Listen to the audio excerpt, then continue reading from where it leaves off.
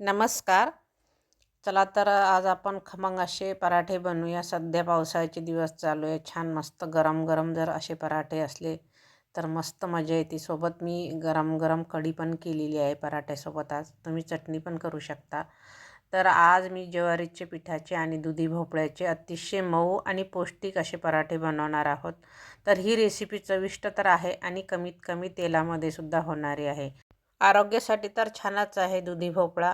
आणि आज आपण हे ज्वारीचं पीठ वापरल्यामुळं पचायलासुद्धा एकदम हलके फुलके हे पराठे होणार आहे. चला तर आपण रेसिपीला सुरुवात करण्यापहिले प्लीज व्हिडिओला लाईक आणि सबस्क्राईब करायला विसरू नका. व्हिडिओ शेवटपर्यंत बघा आणि या पद्धतीने नक्की करून बघा. चला तर आता सुरुवात करूया. नमस्कार, द्वारकाज किचनमध्ये आपलं स्वागत आहे. एक मी हे दुधी भोपळा घेतलेला आहे.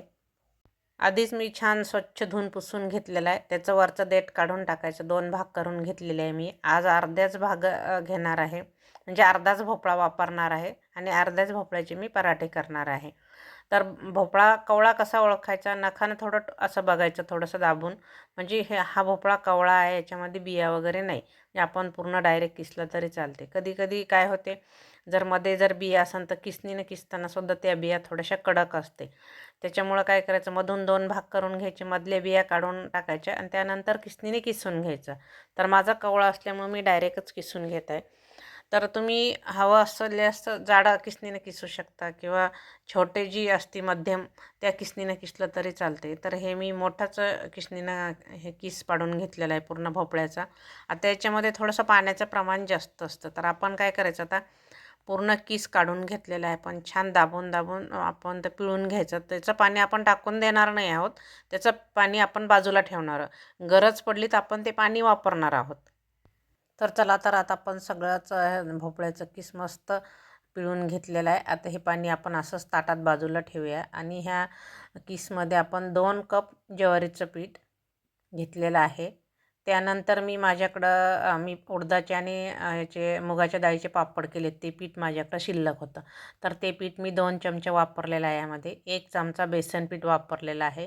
2 चमचे मी गव्हाचं पीठ वापरलेलं आहे. तर आपल्याकडे पीठ पडला तर तुम्ही कुठल्याही पिठाचा वापर करू शकता यामध्ये. तांदळाचं पीठ पण वापरू शकता. आता आपण मसाला तयार करून घेऊया. लसूण, हिरवी मिरची, अद्रक याचं थोडंसं आपण जाडसर वाटण तयार करून घेऊया. तुम्ही यामध्ये कोथिंबीर घातली तरीसुद्धा चालते. तर आता आपण हे वाटण तयार करून घेतलं, हे यामध्ये मिक्स केलं. आता आपण काही मसाले घालूया. तर अर्धा चमचा हळद, 1 चमचा तिखट, 1 चमचा भाजलेले धन्याची पावडर, अर्धा चमचा भाजलेली जिऱ्याची पावडर, गरम मसाला किंवा गोडा मसाला घालू शकता. 1 ते 1.5 चमचा तीळ घातले. आमचूर पावडर घेतलेला 1 चमचाभर, मोठा चमचा आहे. घरी बनवलेला आमचूर पावडर आहे. जर तुमच्याकडं आमचूर पावडर नसेल तर तुम्ही अर्धा चमचा लिंबाचा रस वापरायचा, म्हणजे चवीला छान लागतात.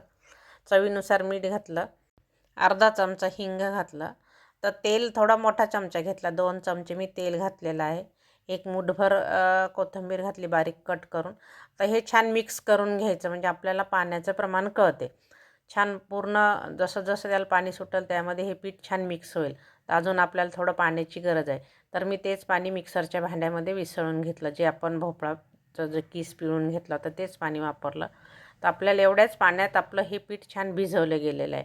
गरज पडली तर एखादा चमचा तुम्ही पाणी घेऊ शकता दुसरं. आता मस्त छान मऊ पीठ झालं. तेल लावून ठेवूया आणि चला तर आता आपण पराठे लाटायला सुरुवात करूया.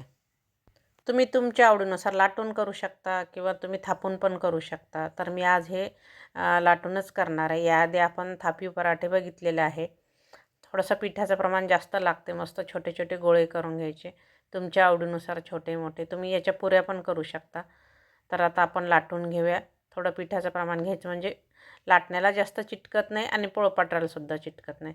तर गॅसवरती मी तवा आधीच गरम करायला ठेवलेला आहे. छान मस्त छोटे छोटे हे पराठे करून घ्यायचे. तुम्ही हे प्रवासामध्ये नेऊ शकता किंवा लहान मुलांना टिफिनमध्ये देऊ शकता किंवा तुम्ही जर ऑफिसला वगैरे जात असाल तर तुम्हीसुद्धा हे टिफिनमध्ये नेऊ शकता सकाळच्या घाई गडबडीमध्ये. आणि तुम्ही हे सॉससोबत खाल्ले तरी, म्हणजे पटकन आपल्याला सोपं पाहिजे असेल तर सॉससोबत खाऊ शकता, लोणच्यासोबत खाऊ शकता. चला तर मस्त आपला पराठा लाटून झालेला आहे. तुम्हाला दाखवते मी. खूप जाडसरही नाही आणि खूप पातळसरही नाही. तर तवा गरम झाला, तव्यावरती तेल टाकून घेऊया आणि त्यावरती हा पराठा टाकून घेऊया. तर गॅस जास्त फुल नाही करायचा, कारण आपल्याला याच्यामध्ये आपण भोपळा किसून घातल्यामुळं मध्यम गॅसवरती छान आलटून पलटून मस्त खमंग भाजून घ्यायचा आहे. वरती तो भाजते तोपर्यंत आपला खालचा पण पराठा तयार होते मस्त.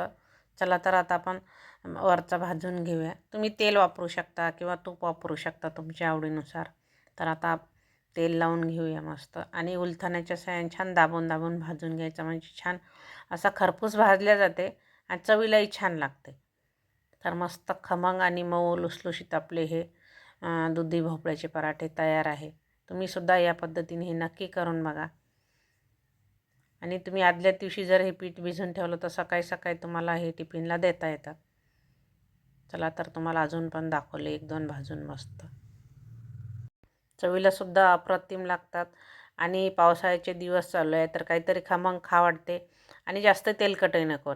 त्यासाठी मस्त हे आपले कमी तेलामध्ये मस्त मऊ असे खमंग पराठे तयार आहे दुधी भोपळा आणि ज्वारीचे पीठ वापरून. तर मी आज हे दुधी भोपळ्याच्या पराठ्यासोबत मस्त गरम गरम कढी केली आहे. त्यामध्ये बुंदी टाकली आहे. तुम्ही चटणीसोबत खाऊ शकता किंवा लोणच्यासोबत खाऊ शकता, तुम्ही तुमच्या आवडीनुसार. पण गरम गरम कढीसोबत मस्त लागते. अप्रतिम झालेले आहे हे दुधी पराठे. तर रेसिपी आवडल्यास तुम्ही तुमच्या मित्रमैत्रिणींना शेअर करा. अशा सोप्या व चविष्ट रेसिपी बघण्यासाठी द्वारकाज किचनला सबस्क्राईब करा. आणि व्हिडिओ शेवटपर्यंत बघितल्याबद्दल धन्यवाद. भेटूया एक नवीन रेसिपीसोबत.